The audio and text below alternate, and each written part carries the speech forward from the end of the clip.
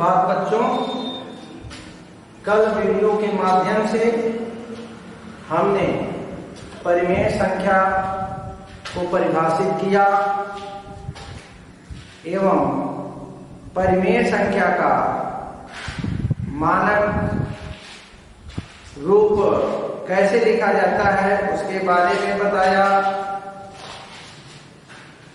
कौन सी परिमेय संख्या छोटी है और कौन सी परिमेय संख्या बड़ी है इसकी भी तुलना करके बताया। आज हम इस वीडियो के माध्यम से मैं परिमेय संख्या का योज्य व्युत्क्रम एवं गुणात्मक प्रतिलोम के बारे में बताने का प्रयास करूंगा। योज्य व्युत्क्रम क्या होता है, इसको एक परिभाषा से हम समझते हैं कि नहीं दो संख्याओं का योगफल शून्य प्राप्त होता है तो वे दोनों संख्याएं एक दूसरे की योज्य व्युत्क्रम या योज्य प्रतिलोम कही जाती है।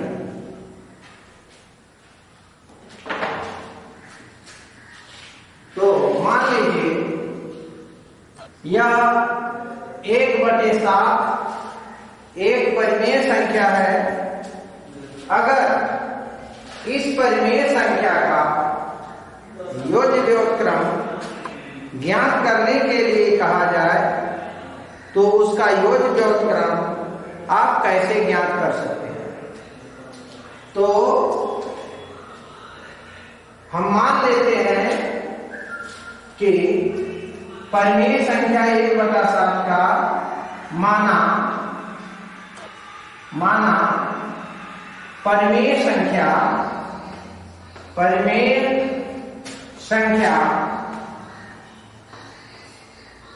1/7 का योज्य प्रतिलोम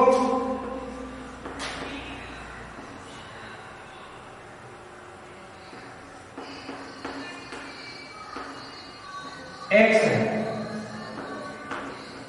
आप परिभाषा पर ध्यान दीजिए कि यदि किसी संख्या का योज्य प्रतिलोम x है तो उस परिमेय संख्या में x को जोड़ा जाएगा तो उसका योगफल शून्य प्राप्त होगा। अतः 1/7 प्लस x बराबर 0 आपको एक समीकरण के रूप में प्राप्त होगा। तब आप x का जब मान निकालेंगे तो 1/7 का पक्षांतरण करेंगे। जब 1/7 बाएं पक्ष से दाहिने पक्ष में जाएगा तो इसका चिन्ह स्वतः बदल जाएगा। अगर यह परिमेय संख्या धनात्मक होगी तो दूसरे पक्ष में ऋणात्मक हो जाएगी। यदि परिमेय संख्या यह ऋणात्मक होती तो दूसरे पक्ष में जाके धनात्मक हो जाती। अर्थात किसी समीकरण में किसी एक पद को इस पक्ष से उस पक्ष में या उस पक्ष से दूसरे पक्ष में ले जाते हैं तो उसका चिन्ह बदल जाता है। अतः x बराबर आपका होगा 1 - 1/7 जो 1/7 का योज्य प्रतिलोम कहा जाएगा। यदि इसका योज्य प्रतिलोम 1 - 1/7 यदि सही है तब हम अगर इस परिमेय संख्या में -1/7 को जोड़ेंगे तो योगफल शून्य हो जाएगा। इस प्रकार हम अपने उत्तर की जांच भी कर सकते हैं यदि हम 1/7 को हम -1/7 में जोड़ें तो योगफल 0 होगा। तो 1/7 और प्लस और माइनस का जब गुणा करेंगे तो माइनस प्राप्त हो जाएगा। 1/7 में से 1/7 घटाएंगे तो 0 प्राप्त हो जाएगा। अतः इस प्रकार हम कह सकते हैं कि -1/7 1/7 का योज्य प्रतिलोम है। तो हम किसी भी संख्या का योज्य प्रतिलोम ज्ञात करने के लिए उसका चिन्ह बदल देते हैं। अब इसको 1 सेकेंड में भी आप कर सकते हैं। जैसे 1/7 का प्रतिलोम योज्य प्रतिलोम पूछा जाता है तो -1/7, 5 का ही योज्य प्रतिलोम पूछा जाता है तो -5, -3/4 का योज्य प्रतिलोम पूछा जाता है तो -3/4 प्राप्त हो जाएगा। अर्थात किन्हीं दो संख्याओं को योग करने पर 0 प्राप्त होता है तो वे दोनों संख्याएं एक दूसरे की योज्य प्रतिलोम कही जाएंगी। अब हम आपको गुणात्मक प्रतिलोम के बारे में बताने का प्रयास करेंगे।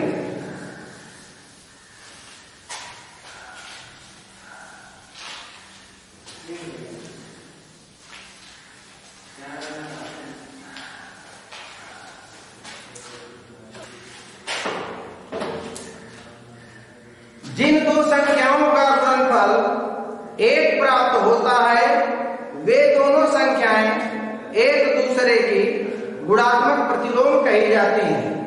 इसको भी आप एक उदाहरण के माध्यम से समझ सकते हैं। जैसे यहाँ पे एक संख्या है 3/4 और इसका गुणात्मक प्रतिलोम आपको ज्ञात करना है। तो हम मान लेते हैं, माना -3/4 का गुणात्मक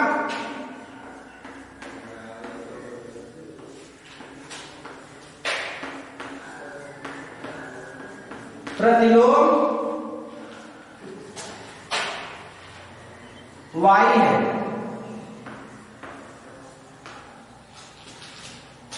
तो परिभाषा के अनुसार हमें -3/4 में y का गुणा करने पर 1 प्राप्त होना चाहिए। अतः -3/4 गुणे y बराबर 1। क्योंकि यदि कोई दो संख्याएं एक दूसरे के प्रतिलोम है अर्थात गुणात्मक प्रतिलोम है तो उनका गुणनफल 1 के बराबर होना चाहिए। हमने -3/4 का गुणात्मक प्रतिलोम y माना है। यह -3/4 में y का गुणनफल करने पर -3/4 में y का गुणा करने पर गुणनफल 1 प्राप्त होना चाहिए। अब हम y का मान निकालते हैं और -3/4 y का गुणांक है। अतः इसको जब दूसरे पक्ष में ले जाएंगे तो हर का 1 में जाकर गुणा होगा और अंश का जाके 1 में भाग होगी। अतः 1 गुणे 4 बटे -3 अब बराबर 1 में 4 का गुणा करेंगे तो 4 प्राप्त होगा और यह -3 है और इसका जब मानक रूप लिखेंगे तो -4/3 प्राप्त हो जाएगा। अतः वह संख्या -4/3 है जो -3/4 का गुणा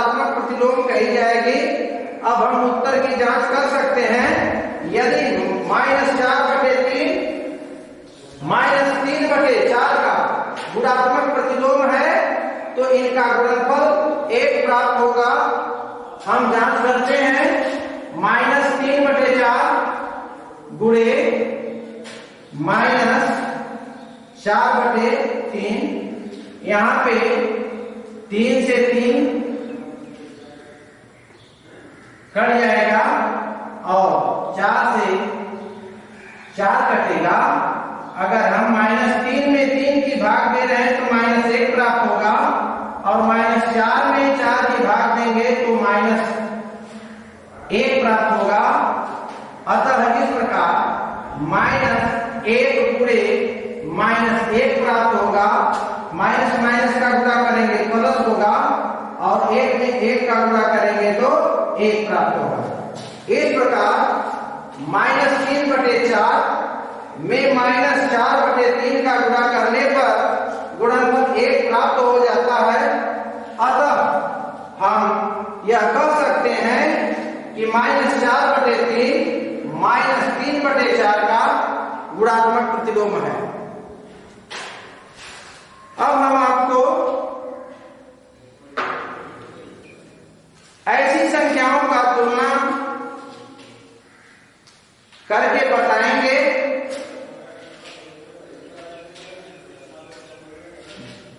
जिसे आप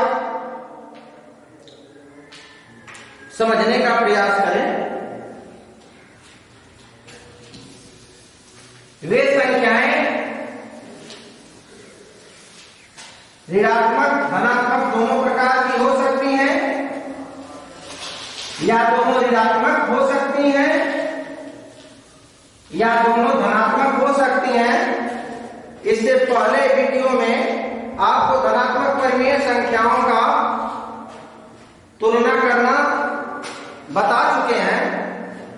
आइए अब हम ऐसी परिमेय संख्या की तुलना करते हैं जो धनात्मक भी है और ऋणात्मक भी है। जैसे यहां देखिए -3/5 है, और यहां एक संख्या 4/7 है। अगर आपसे कोई पूछता है कि इनमें से कौन बड़ी है और कौन छोटी है, तो आप इसका उत्तर बहुत सरलतापूर्वक दे सकते हैं। कोई भी ऋणात्मक संख्या धनात्मक संख्या से सदैव छोटी होती है। यहां पर यह -3/5 ऋणात्मक संख्या है, अर्थात ऋणात्मक परिमेय संख्या है, और 4/7 यह धनात्मक परिमेय संख्या है, क्योंकि 4 के पहले भी कोई चिन्ह नहीं है, धन ही माना जाएगा। 7 के पहले कोई चिन्ह नहीं है, धन ही माना जाएगा। इसलिए यह धनात्मक परिमेय संख्या है, और यह ऋणात्मक परिमेय संख्या है। इसलिए ऋणात्मक परिमेय संख्या धनात्मक परिमेय संख्या से सदैव छोटी होगी। इसलिए -3/5 4/7 से छोटी है, और 4/7 -3/5 से बड़ी है।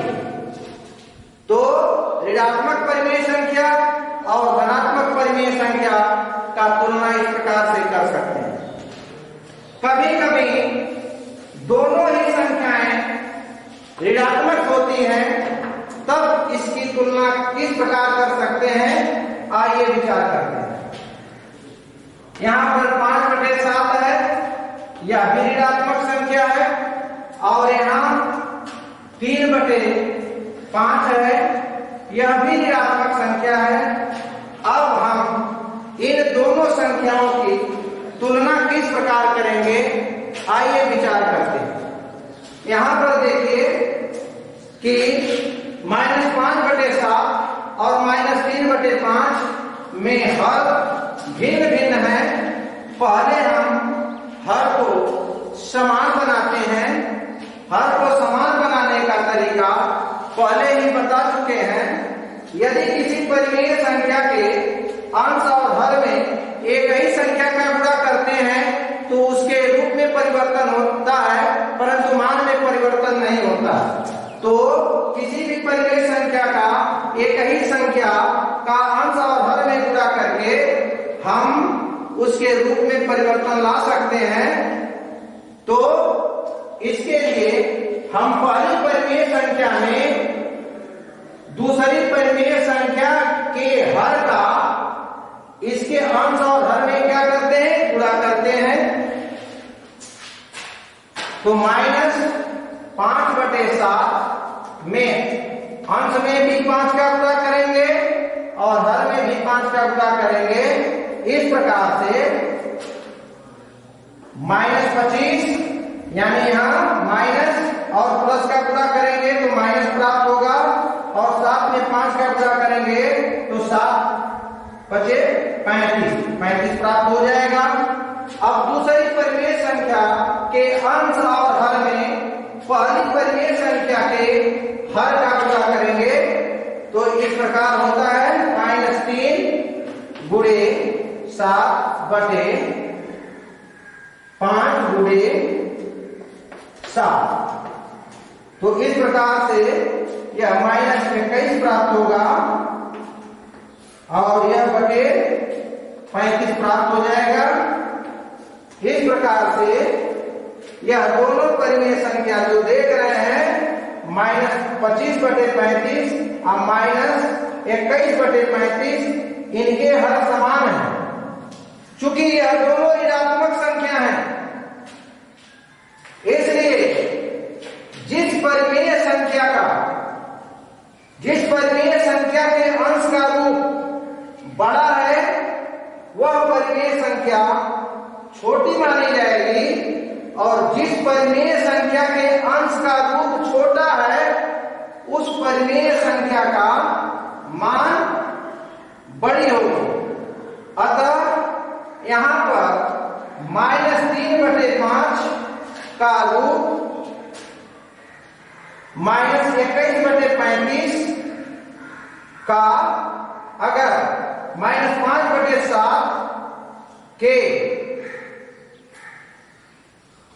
रूप वाली संख्या से तुलना करते हैं तो बाद वाली परिमेय संख्या का रूप छोटा दिखाई देता है, इसलिए इसका वास्तविक मान इस परिमेय संख्या के वास्तविक मान से बड़ी होगी और इस परिमेय संख्या का मान इसके वास्तविक मान से छोटा होगा। अतः इस प्रकार हम इस निष्कर्ष पर पहुंचते हैं कि -3/5 -5/7 से बड़ी। इस प्रकार हम ऋणात्मक परिमेय संख्याओं की तुलना कर सकते हैं।